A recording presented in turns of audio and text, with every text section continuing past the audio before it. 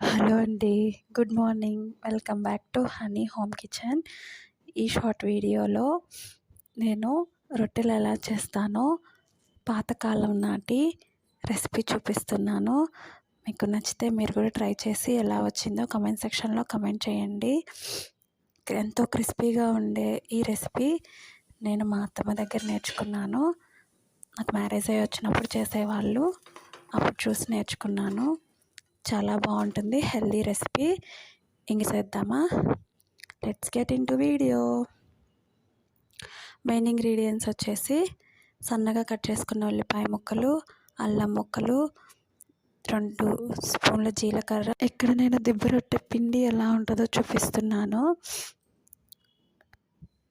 మేము వాడేది పొట్టు మినప్పప్పు అండి, అందుకని ఆ కలర్లో ఉంటుంది. నానబెట్టిన శనగబ్యాళ్ళు కూడా వేస్తాము ఇందులో. ఈ రెసిపీకి చాలా బాగుంటుంది టేస్ట్. ఇవి ఈ రెసిపీకి కావాల్సిన ఇంగ్రీడియంట్స్.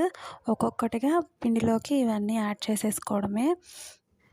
నేను ఇక్కడ ఉల్లిపాయ ముక్కలు సన్నగా కట్ చేసినవి పిండిలోకి యాడ్ చేస్తున్నాను. తర్వాత సన్నగా కట్ చేసిన పచ్చిమిర్చి ముక్కలు, ఆ తర్వాత సన్నగా కట్ చేసిన అల్లం ముక్కలు, కరివేపాకు, జీలకర్ర అన్నీ వేసేయడమే. తర్వాత నానబెట్టిన శనగబేడలు వేసి పిండినంతటిని ఒకసారి కలుపుకోవాలి. ఒకవేళ వాటర్ పడతాయేమో చూసుకొని వాటర్ యాడ్ చేసుకోవాలి.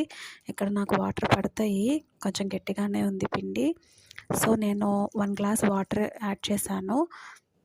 ఈ పిండి దోశ పిండిలాగా మెత్తగా మిక్సీ పట్టకూడదు, కొంచెం బరగ్గా వేసుకోవాలి. అప్పుడే మనకి క్రిస్పీనెస్ బాగా తెలుస్తుంది. కన్సిస్టెన్సీ వచ్చేసి ఉత్తప్పం పిండిలా ఉండాలి. తర్వాత ఫ్రైయింగ్ ప్యాన్ పెట్టి లో ఫ్లేమ్లో పెట్టి ఆయిల్ హీట్ అయిన తర్వాత పిండిని 2 గంటలు వేసి 2 గంటల పిండికి 2 స్పూన్ల ఆయిల్ పడుతుంది. నేను వేసిన స్పూన్ తోటి 2 టేబుల్ స్పూన్ల ఆయిల్ సరిపోతుంది ఒక్క దిబ్బ రొల్చుకోవడానికి. ఆ తర్వాత లిడ్తో కవర్ చేసేయండి. ఇంకో ఫ్రైయింగ్ ప్యాన్ పెట్టి దాంట్లో కూడా 2 టేబుల్ స్పూన్స్ ఆయిల్ వేసి హీట్ అయిన తర్వాత ఇంకో దిబ్బ రొట్టె కూడా వేసాను. కాలేటప్పుడు ఇలా ఉంటుంది, స్మెల్ చాలా బాగా వస్తుంది కాలేటప్పుడు. 1 సైడ్ కాలిపోయింది, ఇంకో సైడ్కి ఫ్లిప్ చేస్తున్నాను. కాలిన తర్వాత అలా ఉంటుంది. రెండో సైడ్ కూడా బాగా కాల్చుకోవాలి. బాగా కాలితే బాగా టేస్ట్. తర్వాత లిడ్తో కవర్ చేసేసాను. దీన్ని కూడా ఫ్లిప్ చేశాను. కాలితే అలా ఉంటుంది. మళ్ళీ లిడ్తో కవర్ చేసేయండి. మినప్పిండి ఫ్లేవర్ బాగా తెలుస్తుంది. 1 గ్లాస్ మినప్పప్పుకి 2 గ్లాసెస్ రైస్ వేస్తాము.